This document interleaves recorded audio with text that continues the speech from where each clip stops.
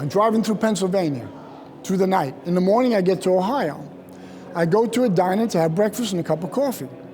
No mole, regular clothing. I sit down at the counter, order scrambled eggs and toast and a cup of coffee with some home fries. Waitress comes up to me and takes my order and she's staring at me. Goes back, gets the coffee, brings it out and says, "You're Robert De Niro, aren't you?" I go, "No, I'm not Robert De Niro." Okay. She goes back, brings the order of eggs, toast, and home fries. She says, "You can tell me you're Robert De Niro, aren't you?"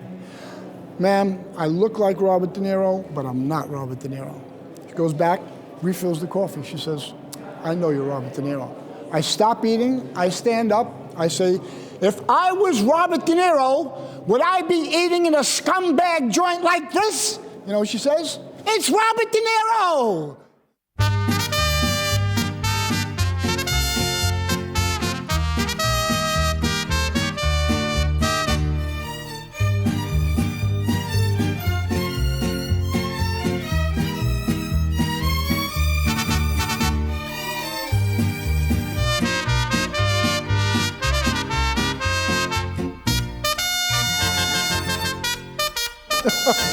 You can't get away from it.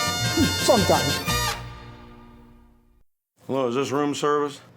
Yeah, can you send up a fried peanut butter and banana sandwich? Thank you. Thank you very much.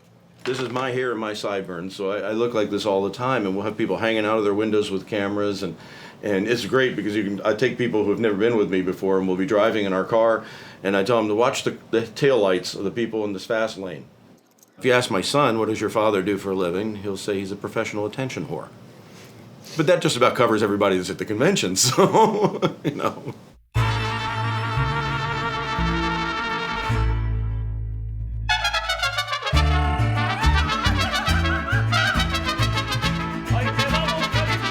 If they're really good, you just think you're sitting there watching that person. It's amazing. It started in the early 80s when singing telegram companies and entertainment companies said, "Hey, we have celebrity lookalikes." The makeup, the look, the hair, the movement, the voice, every little aspect of the character that you can get. You can hire an Angelina Jolie lookalike and a Johnny Depp lookalike, and they can walk into a conference and people react to the lookalikes just as much as they do to the real people, but you can't get to the real people. This is gonna take a good hour or so, and my feet are killing me. I've actually done theater for 15 years. And then I was at a Halloween party, and I went as Dame Edna, and everybody's like, "Oh my God, you're so good, you should do that." And so I started doing it, and the rest, as they say, is history. I'm not a drag queen artist. I don't do drag.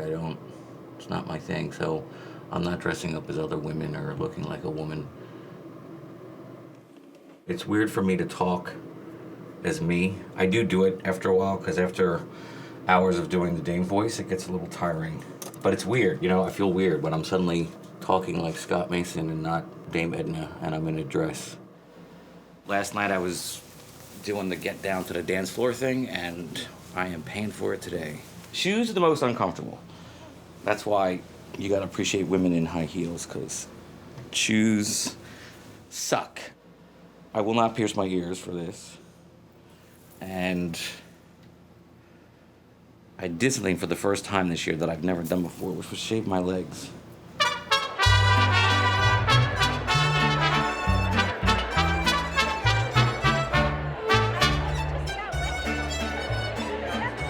All the stars from around the world, and they're all right here in your backyard. I think probably the biggest misconception is that we're all crazy. Is that we always do it for money. And everybody's an Elvis. Yeah, that's probably that it's all made up of, you know, nuts and flakes, you know, like granola. Most of us know we are entertainers. Most of us know we are impersonators. There is actually demand for it. I never knew that the career of impersonator was ever existed. It's theater people, it's performers, it's musicians, it's people, it's your next door neighbor. I mean, literally, it's your next door neighbor. Look is very important because that's the first impression they're gonna get of you. They're gonna see, they're gonna look at you. Wow, he looks like so-and-so. You know, so even if you don't sound like them, you got the look down and you caught their eye. Now, if you don't really look up but you sound like him, he sounds like him, but you don't look like him. So the look is very important, actually. I've been very lucky to have them both. People would say, you know what you should do? You should double for the president. You know, you should contact Secret Service. And did you see the movie Dave? Up until now, we go to convention, and I thought I was a weirdo. Now, damn, I see so many weirdos. I feel normal. There's also another misconception, too, and that is that we believe we are that character. No. As I said once before, all I got to do is walk out to my car, and I know I'm not Jay Leno, that's for sure. I'm a mom at home. I still have 3 kids at home. I think it's very hard work. I do a lot of pregame to get in my Sarah mode because I'm a perfectionist. This is anybody that happens to be either blessed or cursed, depending on how you view it, with some sort of look-alikeness and maybe some talent. But you know, it's amazing how a nation with so many differences can still make a difference once we lose our indifference. Hey, Bill, hey, don't we have a song about differences? Yes, we do. Yeah, let's sing it. As soon as I get my pick out of my pick pocket.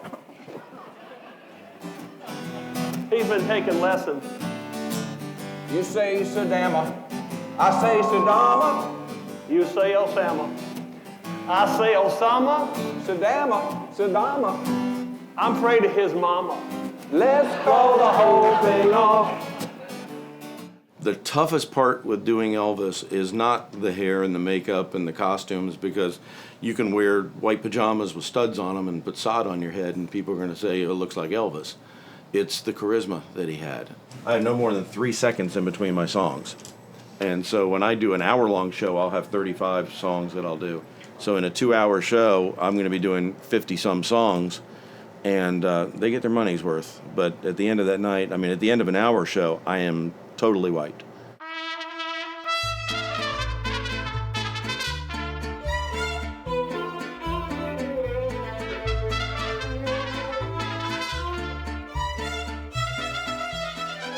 I first realized I looked like Robin in 1978. I went to a McDonald's and ordered a cheeseburger, drove up to the window and told the girl, oh, sorry, I dropped my change, and she went, ah! Some college guy approached me and said, hey, you look like Bette Midler. I heard a lady's voice behind me in line right at the plane say, I'm standing in line behind 2 presidents. It's Moke! It's Moke! A friend told me to go ahead and send my picture to Regis and Kelly, which I did. And I was like, Mark, who's that, man? She was like, the TV show. I'd never seen it. They called me back and they said, no, just send us one more. Turned around and he's standing behind me, grinning from ear to ear. And when I looked at the picture, I cried.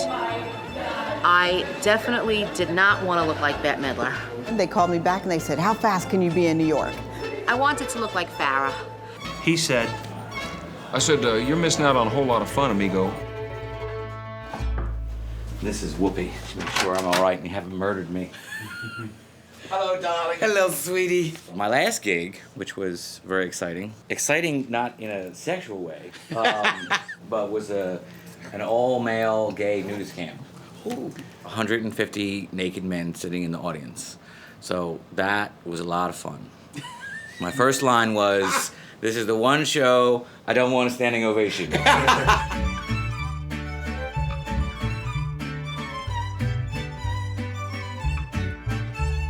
People throw jokes, some of them a little, in a dirty way. But, I joke a lot with her. I do. He's like, Brittany, don't forget to take your underwear today. This lady came up to me and she says, Mr. Rogers, can I have your autograph? At some point, this handsome man approaches and says, oh, Miss M, I must tell you, I'm a big fan of yours. And the lady kept saying, oh my God, it's Oprah, it's Oprah. Hey, Dr. Phil, how are you? I love your show. I have all your records, I've seen all your movies, and please, might I have an autograph? Oh, okay, ma'am. I said, I'm actually an Oprah tribute artist. I'd give you an autograph, but I'm not really Mr. Rogers.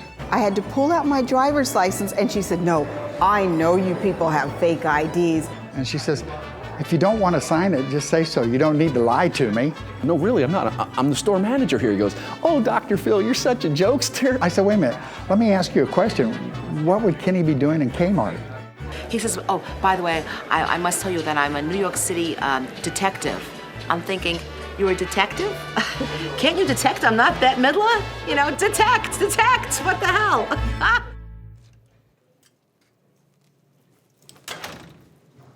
one of the bodyguards of Elvis, and he had him in Vegas, told my assistant, he says, it's really strange being next to Charlie because he's got the essence of Elvis in him. And that was kind of spooky. Oh, not at the right floor, but thank you. Welcome. It's a surprise you don't see this every day. No.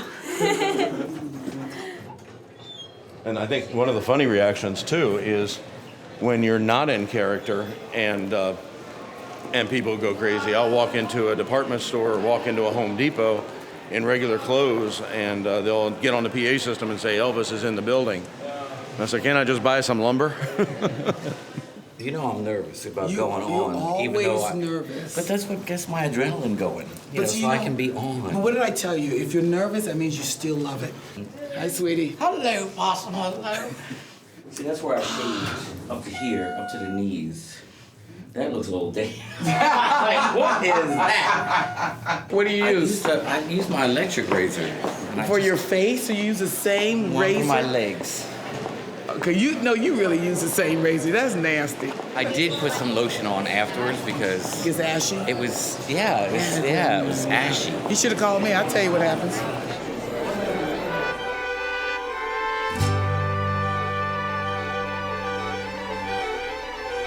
You know, it's really cool to have something that is so universally loved.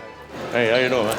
Hey, Elvis. That eclipses all of the crazy stuff. 'Cause that's what I love doing about it. Is just seeing the joy on people's faces. Americans are so obsessed with Christmas, and you're worried about the electricity and the environment, and yet you'll put a generator on your front lawn with a giant snow globe.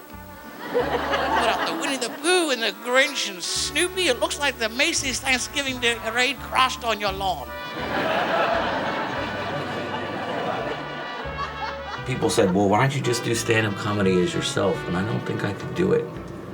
There's something about being in a dress and the wig and the glasses. I can get away with murder.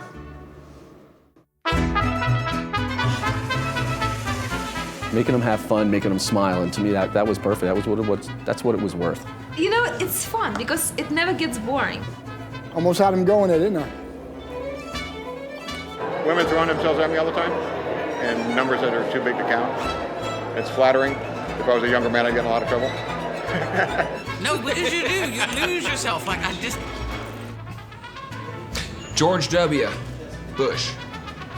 You've been doing it for how long? Who are you? Larry! Larry, that's you, Larry! Will you let me help you? I need to let you know, I'm here for you, okay? I'm gonna kill your dog, Larry! You have no idea how much fun this is. Martini, shaken, not stirred.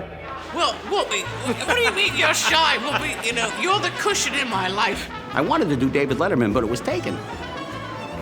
And of course, dear, who could forget Mrs. Doubtfire? The estimation is that by the year 2020, 1 in 15 people will be an Elvis impersonator.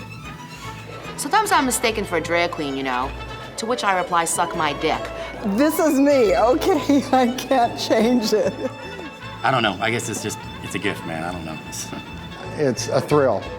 Every time I get in front of an audience, it's a thrill. And for the first time in our history, in America, where else in America could this happen, of course, we do have our first Hawaiian American president. You betcha.